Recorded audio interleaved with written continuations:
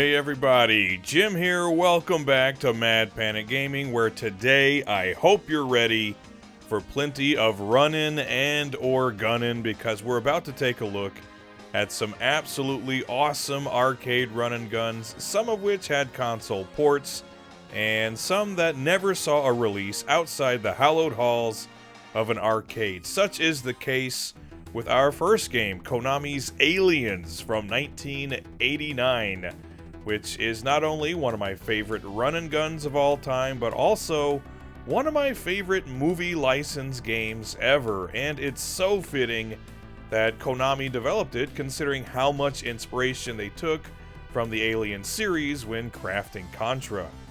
It might be more apt to describe this one as a walk and gun though, as you're not exactly sprinting to the finish line, but that's probably because your base weapon is the massive smart gun from the movie, a piece of equipment that only the likes of Drake and Vasquez were badass enough to handle. Now in the hands of one Ellen Ripley as she mows down legions of xenomorphs. So yeah, it's not exactly faithful to the movie, but screw it, the smart gun kicks ass, so I'm not complaining. Also, before I go any further, yes, this game is a fun single-player experience with Ripley going in solo, but if you've got a second player handy, the game gets even better when Corporal Hicks joins the party.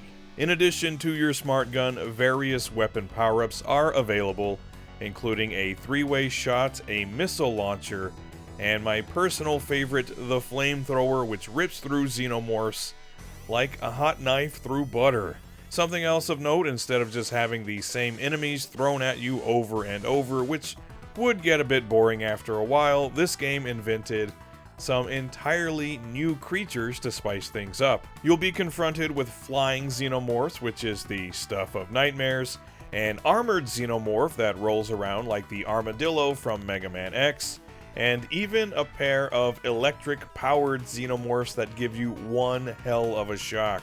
Ultimately, though, you will come face to face with the Queen Alien, in which case, you've got a power loader handy to toss that bitch out into space. The core gameplay of Aliens is extremely simple, as you might expect. Just annihilate everything in sight with whatever weapon you can get your hands on, and the action never lets up. This game is 100% balls to the wall brutality, and I don't even want to imagine how many quarters I would have had to go through to clear it. Also, I have to say that the visuals are absolutely fantastic. This is an amazing looking game for 1989, and the soundtrack perfectly sets the stage for the mayhem that you'll experience blasting your way through this legendary run and gun.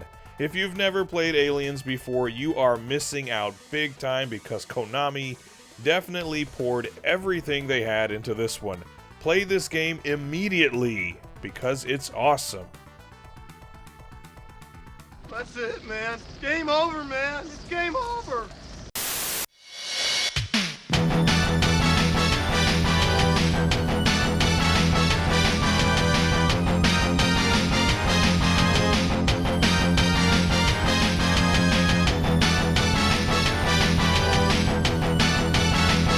Next up, something at least a little more obscure. This is Judan Arashi Gundhara from 1995, developed by Banpresto, and in case you were wondering, the title translates to Bullet Storm Gundhara, which is very apt because, yeah, you will be assailed by so many bullets you'd be forgiven for thinking some sort of natural disaster has occurred. But fear not, because you yourself are also a bullet and bomb-spewing instrument of death and destruction. For a game I had honestly never even heard of until perusing for games to feature in this series, I thoroughly enjoyed Gundhara and can certainly recommend it to run and gun fans. You start out with a fairly standard machine gun, but you can increase your firepower with power-ups, and there are a ton of different weapons to pick up, each with its own unique super attack, and in addition to that, you can also pick up a missile launcher that fires homing missiles all over the screen, and this is such a lifesaver in a game like this where enemies are constantly coming at you from all directions. You even get to take a page out of Chuck Norris's playbook with a sick spinning back kick for when enemies try to get a little too familiar with you. So when you're fully powered up, dual-wielding machine guns and a rocket launcher, you are an absolute killing machine, but you do power down with each life you lose, and if you have to continue, you will be sent back to a checkpoint, making Gundhara at least a bit more of a challenge to get through. Also, in the midst of all that death and carnage, be sure to rescue those kids. This is a vertically scrolling run and gun, as you can plainly see, and it'll definitely remind you of similar games like Mercs, Shock Troopers, and I even got a hint of Ninja Commando, another personal favorite of mine. And in addition to the run and gun gameplay, you'll get to hop onto your motorcycle to show what a true badass you are with some auto-scrolling action. And you can even occupy the occasional vehicle for some additional mayhem. As is the case with any game like this, Gundhara is very fun as a single-player experience, but also offers you two-player co-op. I, however, was flying solo for this playthrough, and I still had a great time. It's non-stop action and excitement with this one, and it's topped off with some pretty decent graphics overall. Nothing mind-blowing, but we get some big character sprites, detailed stages, and some huge bosses to take on.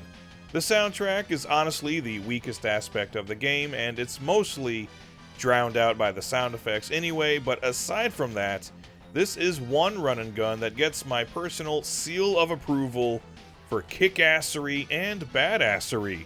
It's Gundhara, and it's pretty damn cool. Okay, here we go.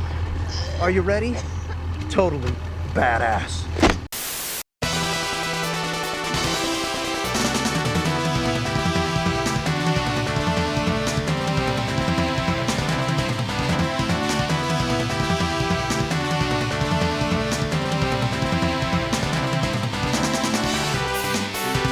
Next up, we have another Konami classic and another one of my all-time favorite run and guns, and that's 1991's Sunset Riders. And this is an instance where I played the console port of a game long before ever actually getting the chance to play the arcade game. Sunset Riders was one of my favorite SNES games as a kid, especially if I had a friend to play with, and certainly a damn fine port, but when I finally got around to playing the original arcade game, well, it honestly doesn't get much better than this, at least as far as I'm concerned.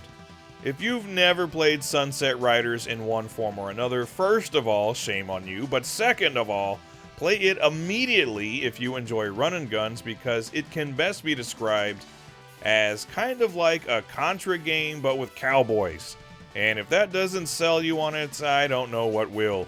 You've got 4 characters to choose from, 2 that fire classic 6 shooters, and 2 that carry repeater rifles, which are my preference, as whenever I'm given the choice, I always go for a nice spread shot. You can pick up a couple of different power-ups for some dual wielding action, as well as auto fire, and aside from that, point bonuses in the form of bags and piles of gold that can be collected throughout each stage. In fact, your score is depicted as a dollar amount because, after all, you are playing as some Old West bounty hunters, and at the start of each stage, you're shown a wanted poster with that stage's boss on it and how much he's worth. That's something else that goes a long way to giving Sunset Riders a lot of personality and charm. The colorful cast of Old West stereotypes that you'll be hunting down for the duration of the game, including some unforgettable quotes. Marry me with my money. Sprinkled in between the run and gun stages are auto-scrolling stages on horseback, very fun indeed, and a nice diversion from the other stages, and you even get some cool bonus stages in the form of a shooting gallery. I feel like a broken record, but this is a game that is obviously more fun with co-op, and actually came in 2 varieties, a 2-player cabinet, or better yet, a 4-player cabinet for some especially chaotic Wild West hijinks. Regardless of how many players you have though, this game is insanely fun, and it must be said that the graphics and sound design are outstanding. This is such a colorful and vibrant game with a wild cast of characters, and a lot of care and detail put into each stage, and the soundtrack is just as excellent. It's like Konami took the theme from Bury My Shell at Wounded Knee and made a different version of it for every stage in the game. Truly awesome. So with graphics, sound, and gameplay that are about as good as anything could have been in 1991, Sunset Riders is one of the best run and guns ever. You got me.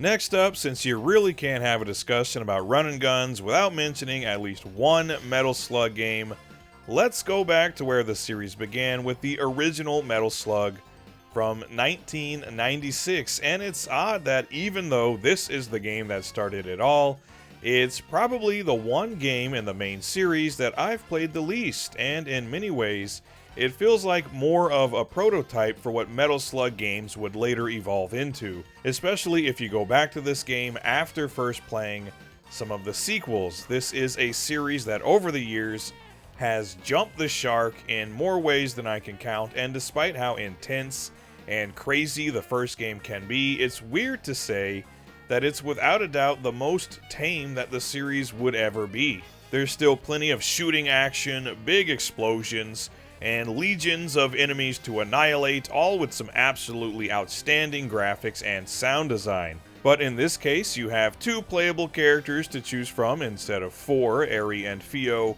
hadn't yet been introduced. Some of the weapons that would later be introduced, such as the enemy chaser and the laser shot, are absent here, and the only vehicle you can commandeer is the original titular Metal Slug tank, which, to be fair, is one absolutely badass piece of equipment, but I did still kind of miss the Harrier jets and the camel with machine gun strapped to it. Also, is it just me, or was someone at Nazca a big fan of New Dominion Tank Police? Anyway, something else that's a lot more standard in this game is the plot and setting. You won't find any space aliens, mummies, maniacal robots, or zombies here, just lots and lots of merely human enemy soldiers being led by the sinister General Morden as he attempts to take over the world. You'll be fighting your way through enemy bases, treacherous mountain paths, and war-torn cities on your mission to restore peace, order, and kick some serious ass. Despite lacking a lot of the more outrageous set pieces and gimmicks from later Metal Slug games, this first installment is still an extremely fun and enjoyable game. It's non-stop action from start to finish, the controls are spot on, the challenge actually feels pretty fair despite how much the game throws at you in terms of enemy firepower, and again, the entire game looks amazing, with lots of detail in each section of every stage, and of course, the trademark tongue-in-cheek humor that the series is known for is here in full swing. So if you've played and loved some of the sequels but never bothered to go back and try out the original, definitely don't overlook this one, because despite what it might be missing, it's got it where it counts. Metal Slug is and always will be awesome.